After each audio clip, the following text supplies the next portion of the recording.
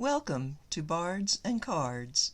Today's episode features the author of Pangur Ban. Pangur Ban is an anonymous poem written in Old Irish around the 9th century. In 8 verses of 4 lines each, the author compares his cat's happy hunting with his own scholarly pursuits. In the cat's name, Ban means white, and Pangur can be translated as fuller, as in a person who performs fulling in woolen cloth making by cleaning and shrinking the wool, and it might relate to cats' habit of kneading. The poem comes from the Abbey of Reichenau, a Benedictine monastery founded on an island in the Rhine River in 724 CE. The abbey once housed a famous scriptorium for manuscript writers and artists. The manuscript that contains the poem also contains texts written in Latin, Greek, and Old High German, as well as poems written in Old Irish, of which Pangur Ban is the most well known. The poem captures the motif often found in Old Irish poetry that depicts an appreciation for nature and an understanding of our place in the natural world by relating oneself to the creatures which God has made, a recurring theme in the lives of early Irish saints. Now I'm going to read 2 different translations of Pangur Ban. I will not attempt the Old Irish. This first one is from 1912, and it is a translation by Robin Flower. This is the one I was most familiar with during my years as an English major and my studies. So, here we go. I and Pangur Ban my cat, 'tis a like task we are at. Hunting mice is his delight, hunting words I sit all night. Better far than praise of men, 'tis to sit with book and pen. Pangur bears me no ill will, he too plies his simple skill. 'Tis a merry task to see, at our tasks how glad are we, when at home we sit and find entertainment to our mind. Oftentimes a mouse will stray in the hero Pangur's way. Oftentimes my keen thought set takes a meaning in its net. 'Gainst the wall he sets his eye, full and fierce and sharp and sly. 'Gainst the wall of knowledge I all my little wisdom try. When a mouse darts from its den, oh how glad is Pangur then! Oh what gladness do I prove when I solve the doubts I love. So in peace our task we ply, Pangur Ban my cat and I. In our arts we find our bliss, I have mine and he has his. Practice every day has made Pangur perfect in his trade. I get wisdom day and night, turning darkness into light. And now I will read a more modern translation. This is by Seamus Haney from 2006. Pangur Ban and I at work, adepts equals cat and clerk. His whole instinct is to hunt, mine to free the meaning pent. More than loud acclaim I love, books, silence, thought my alcove. Happy for me, Pangur Ban child plays round some mouse's den.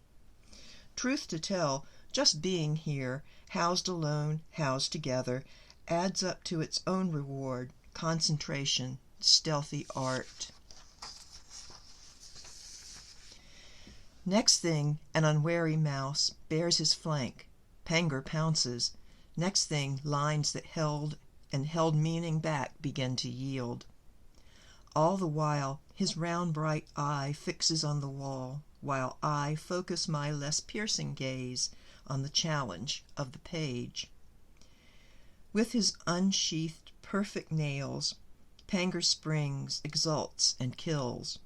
When the longed-for, difficult answers come, I too exult. So it goes, to each his own, no vying, no vexation, taking pleasure taking pains, kindred spirits, veterans. Day and night, soft purr, soft pad, Pangur Ban has learned his trade. Day and night, my own hard work solves the cruxes, makes a mark. That's just delightful, of course. I love kitty cats. So, of course, this poem has meant a lot to me through the years. And now we will move on to the card reading section. Stay tuned. Now that we have immersed ourselves in the medieval world of Pangur Ban, let's see if we can get a message from the cards. I have chosen, of course, the Tarot of White Cats for this reading.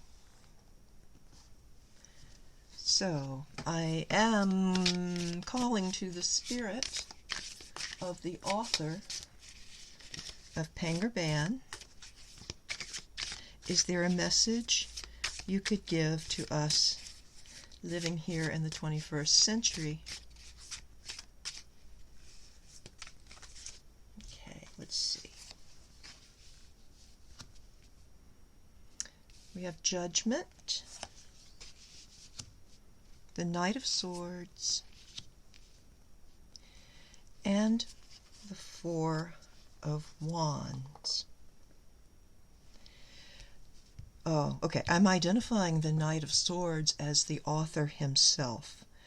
The sword suit is very mental. It's about the air energy, and it's about communication. Judgment reminds us to be aware of how of the impact that we have had on the world and how our actions affect how others see us. So what I'm feeling from this is that he, the monk who wrote the poem, is very happy about how he is being perceived in today's world. And finally, the Four of Wands is a card of, it's a card of coming home, of homecoming and of happiness. It can be of retirement. So, the message I feel from him is be always mindful of how we affect the world around us. Aim to do that in very positive ways, and we can have a happy life, a happy afterlife awaiting us. So thank you, Monk. I wish I knew your name, but we don't. Mr. Anonymous Monk. And I hope you are spending afterlife surrounded by Pangur Ban and all the wonderful kitties you may have known. So thank you for tuning in to Bards and Cards. I will see you again with another wonderful writer.